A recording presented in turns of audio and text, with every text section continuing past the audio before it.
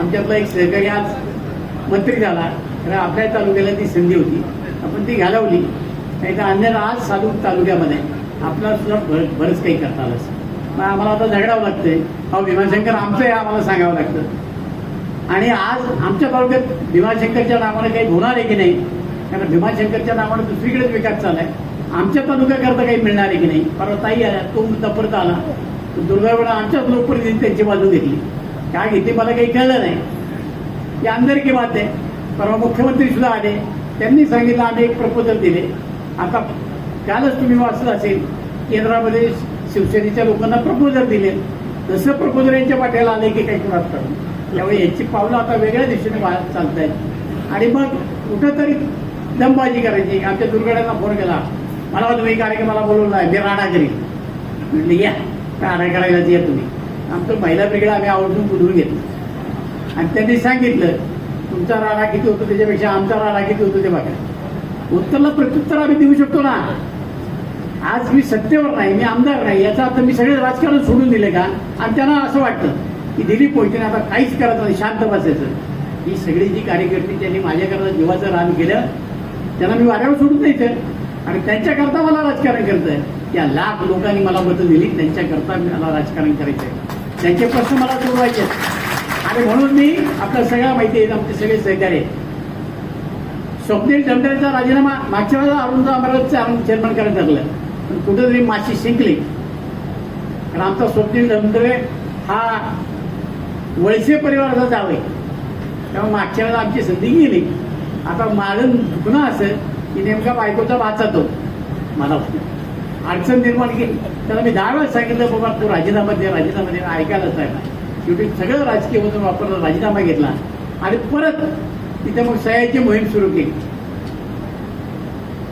आणि केली कुणी? आमच्या शेजाऱ्यांनीच केली. मला परत त्याच्यामध्ये भूमिका घ्यावी लागली आणि म्हणून अरुण चांभारे चेअरमन झाले.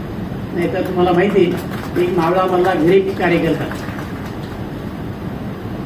तरी मोटरसायकलही चालवता येत नाही आणि गाडी चालवून मंगल साहेब कधी त्यांना आता गाडी शिकवतात चालवायला देवला.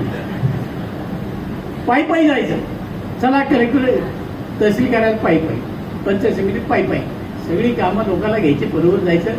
कुणी अकलदाराला 1 रुपया त्याला खर्च नाही. या गरीब कार्यकर्त्याला संधी मिळाली असती का? दिलीप मोहितेनं अशा अनेक लोक केली. इथं आहेत, विलास कातोरे आहेत, भोले आहेत, या सगळ्या लोकांना, किंवा अरुण चौधरी असतील, विचारा 105 दिवस सजा, हाना माऱ्या, पार फायरिंग सहित सगळं भोगले ना आम्ही. त्याच्याकरता माझं मार्केट कमिटीचं गेलं, बाबा आहे साक्षीनाम. मार्केट कमिटी आमची किती, अरुणचा अंबारेचं पद गेलं, घालवलं नाही सगळ्या गोष्टी. एखाद्या कार्यकर्त्याला न्याय द्यायचा असेल तर त्याची पर्वा दिली पुढे कधी करत नाही.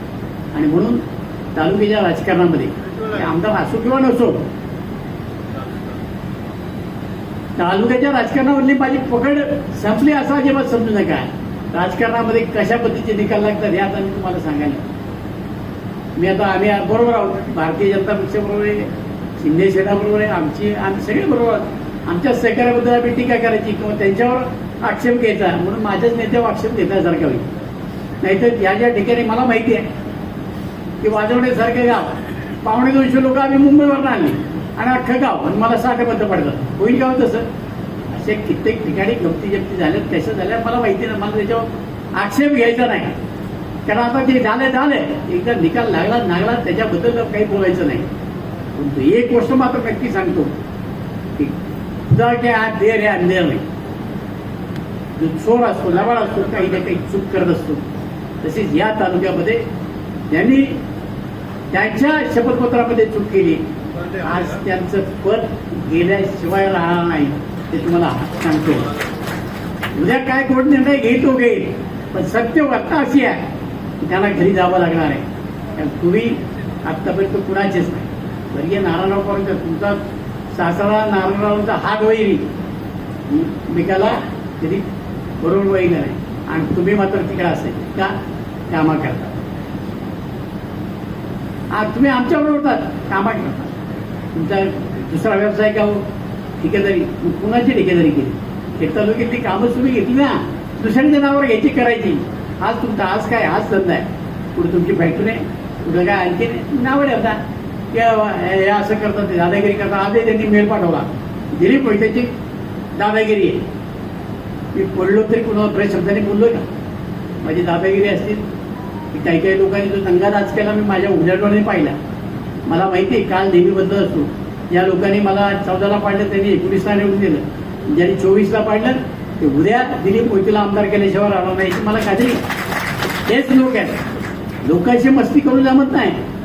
गळ्यामध्ये माळ घालायची, टक्क्या लावायचा, रामकृष्ण हरी म्हणायचं. माझ्या पीएला कलेक्टर कचेरी महात्वाची बाईची 2 शिवाय देऊन वर्ण टाकून देईल. अरे हिंमत असेल ना माझ्या तोंडावर शिवाय देऊन टाकून वर्ण टाकून दाखव, तुला दिलीप मोहिते काय ते कळेल. अरे तुम्ही एखाद्या पद आलं की त्या पदाचा सन्मान केला पाहिजे, नीट वागलं पाहिजे. तुम्हाला ते सुद्धा कळत नाही. कशाला रामकृष्णाचं नाव घेऊन त्याची बदनामी करता, कशाला स्वतःला वारकरी म्हणता. मी आहे असं आहे, माझ्या घरात मान आहे, मी शुद्ध शाकाहारी. आमच्या चेअरमन सही सगळ्यांना सांगितलं, व माझ्या घरी जेवायचं असेल तुम्हाला शाकाहारी खावं लागेल. जे आहे ते आहे. आम्ही बँकेत काम करतो, सगळ्याला माहिती आहे. मी माझा डबा घेऊन जातो बँकेमध्ये. माझी भूमिका एकदम स्पष्ट असते, आमच्या सगळ्या सहकार्यांना माहिती. तो विषय दादांच्या पुढे एक विषय आला, मला मान्य होता. मी सांगितलं मला हा मान्य नाही. दादा म्हणजे त्यांचं मत नोंदवा आणि घ्या. केलं माझं, मला जे वाटतं ते मी करतो. ते फार स्पष्ट उक्त आहे. मी कधी मिटिंगला गेलो नाही तर मी कधी म्हणत नाही माझा भत्ता काढा. मी मिटिंगला असेल तरच भत्ता घेतो. मी स्वच्छ वागतो, स्पष्ट उक्त आहे. आणि बँकेला काय अडचण करत नाही. ज्या ज्या चांगल्या गोष्टी आहेत त्या बँकेमध्ये करण्याचं काम करतो. आणि म्हणून हे सगळे लोक माझा आदर करतात. बँकेच्या अधिकाऱ्यांना विचारा, सगळ्यांना विचारा. त्यांना ब्लॅकमेल करायचा धंदा मी कधी करत नाही. अधिकाऱ्यांना अडचणी आणायचं काम कधी मी करत नाही. माझं काम सरळ आहे. आणि उद्या सुद्धा जर उद्या नाही त्या पदावर आता असं तसं तर वाजून जाईल ना. राजकारण आहे का माझी मक्तेदारी का? माझा बाप कोणी आमदार होतं का खासदार होता? काही नाही. माझी काही मक्तेदारी नाही. मला ते दुःख वाटायचं. आज वाटतं का तुम्हाला माझं काही दुःख आहे? मला काही दुःख वाटत नाही. मी रोज लोकांची कामं करायला, लोकांच्या सुखदुःखात जातो. मी सर्वसामान्य कुटुंबातला माणूस आहे आणि सर्वसामान्यपणानंच राहतो. आम्ही उभं आहेत ना, माझी बायको असेल, मी असेल, तुम्ही माझ्या घरी आला, मी नसलं तरी माझी बायको स्वागत करते. चहा कमीत कमी चहा देण्याचं काम आमच्याकडे त्या ठिकाणी केलं जातं. सर्वसामान्य कुटुंबातून आलेला माणूस, सर्वसामान्य मी राहतो. मी व्यवसाय आजपासून करत नाही. मी 1983-84 साली माझा कन्स्ट्रक्शनचा व्यवसाय केला. 85 साली मी बिल्डर झालो. आज आहे का व्यवसाय माझा? आज नाही. त्या काळामध्ये मी प्रॉपर्टी घेऊन ठेवल्या, आज करत नाही. मी पहिला सरपंच होतो की माझ्याकडे 118 येणे होती. सगळ्यांना माहिती आहे. मी पहिला संचालक होतो जिल्हा बँकेमध्ये, जिल्हा परिषदेमध्ये. जिल्हा परिषदेत गेलो, माझी बायको गेली. माझ्यावर प्रेम असल्याशिवाय लोकांनी केलं नाही. तिथं बाजूला आलं. मी ग्रामपंचायत सरपंच झालो. माझ्या घरात कोणी परत ग्रामपंचायत. मी जिल्हा परिषदेला गेलो, त्यांना माझा कोणी उभे नाही. आता तर ओपनची जागा दिसेल, मला करता आलं असतं. अवघड नाही. पण मी एका ठिकाणी अडकलो असतो तर बाकीचे माझे सगळे सहकारी अडचणी. राजकारणातल्या काही चुका नसतात. माझ्या जवळच्या सहकाऱ्यांनी मला धोका दिला. ज्यांना मी कुणाला सोसायट्या काढून दिल्या, कुणाला आणखीन वाहिले, ते लोक माझ्याबरोबर भाषण करताना मी पाहिलं ना. त्या विसरतोय थोडंच मी. त्या सगळ्या ज्या लोकांना मी मोठं केलं त्यातले अनेक लोक कसे वागले हे पाहतोय. आणि मग तुम्ही ज्यांना मोठे करतात, जवळचे आहे, ज्याच्या विश्वास करतात, तेच जर विश्वासघात केला तर राजकारणामध्ये उलटं पालटं व्हायला वेळ लागत नाही. ते घडलेलं आहे.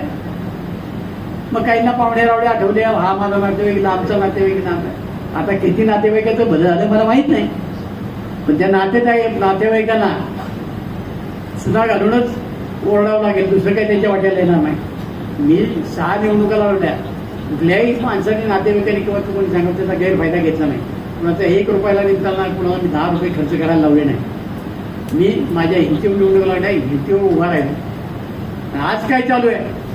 ज्या ज्या कार्यकर्त्यांनी खर्च केले, ज्या ज्या नातेवाईकांनी खर्च केले, गेले, संपले, हाकला बॉम्ब, अशा प्रकारची अवस्था आहे. त्यामुळं नातेवाईकांचा गैरफायदा घेणार नाही, कार्यकर्त्याचा गैरफायदा घेणार नाही, अशा प्रकारचं वस्तू आतापर्यंत केलं.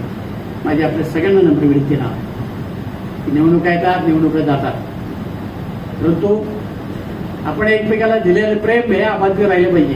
माणुसकी टेकली पाहिजे. आणि सर्वसामान्य माणूस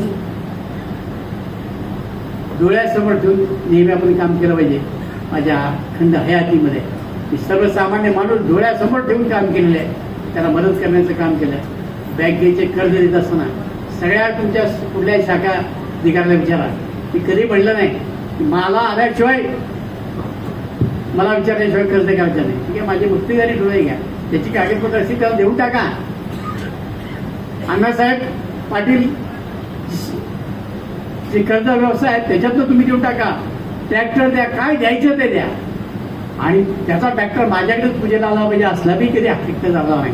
कारण बँक ही शेतकऱ्यांची, तुम्ही मालक आहात. आम्ही 5 वर्षाकरता आहोत, पण आम्ही धरायचं. आम्ही एकदा तुम्ही निवडून दिले की मग आम्ही शिरजोडपणा करायचा. असला काही धंदा मी केला नाही, करणार मी नाही.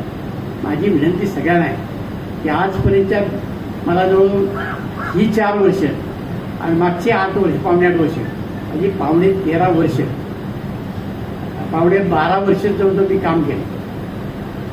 कोणी सांगावं की आमच्या बँकेमध्ये कर्ज देताना मला रुपये लागला, किंवा त्या 1 रुपयाला मी निघाला. पावणे 12 वर्षामध्ये तुम्ही सगळ्यांच्या शाखा बघा, इथे कुठे माणूस बघा, जे केलं ते चांगलंच केलं, वाईट करण्याचं काम मी कधी केलं नाही. आणि या तालुक्याच्या राजकारणामध्ये जे मी करून ठेवले चांगले गेले. अरे 28 पूल बांधले महाराष्ट्राच्या इतिहासात. बाबासाहेब 28 पूल मला दिला, 28 पूल बांधले, शेकडो इमारती बांधल्या. मी नाही प्रशासकीय इमारत आणली, मी नाही आपलं राजू स्मारक, तसं नाही. अनेक गोष्टी राहिल्या. त्या राहिल्या की सत्तेमध्ये असताना आमदार आमचा जर निवडून दिला नाही तर आमचा प्रचंड मोठा तोटा होतो. तो या तालुक्यात मी सुचलेला. आता पुढे नेमकं काय करायचं ते एकदा ठरवा.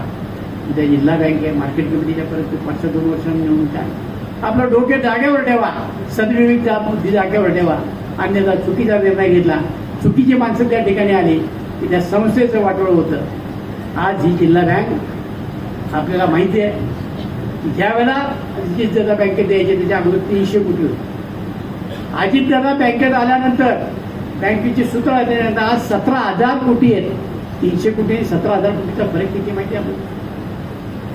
17,000 कोटीच्या ठेवी आहेत. यावर्षी आम्ही टार्गेट ठेवलंय 19,000 कोटीचं. आमच्याकडे लोक स्वतःहून ठेवी आणून ठेवतात, व्याज वेळेवर जातात. कुठेही भ्रष्टाचार नावाची गोष्ट नाही. कुणी आम्हाला मिळू शकत नाही, दाखवू शकत नाही. कारण दादाचा दरारा तेवढा होता. बँकेमध्ये चुकीचं वागायला कुणाला शक्य नव्हतं. आज आशिया खंडातली सगळ्यात मोठी कोऑपरेटिव्ह बँक आहे, शेतकऱ्यांची बँक आहे. बाकीच्या बँकांना आपल्यामध्ये फार मोठा फरक आहे. ही शेतकऱ्यांची बँक आहे, एवढी मोठी झाली. आणि म्हणून पुणे जिल्हा मध्यवर्ती बँक ही एक अग्रकेंद्रीय बँक आहे. आणि अशा बँकेत काम करण्याची संधी तुमच्यामुळं मला मिळाली. मी स्वतःला भाग्यवान समजतो. आणि आज माझं भाग्य असं आहे की जी शाखा, पहिली शाखा जिल्हा मध्यवर्ती बँकेची या ठिकाणी होते आणि त्याचं 100 वर्ष पूर्ण होतात आणि त्याचा साक्षीदार मी होतो आहे. मी त्या ठिकाणी संचालक आहे. या 14 सोसायट्या आहेत त्यांना 100 वर्ष पूर्ण होतात, त्याचं सत्कार करण्याचं भाग्य मला लाभतं. आता याच्या पलीकडे आणखीन काय पाहिजे? हे सगळं मला माझ्या कारकिर्दीमध्ये अनुभवता आलं आणि म्हणून ते आपल्या सगळ्यांचा ऋणी आहे. आपण संधी दिली तर पुढच्याही कालखंडामध्ये आपली सेवा करण्याचं काम मी करेन, एवढं आश्वासन या निमित्तानं देतो. आपल्या सगळ्या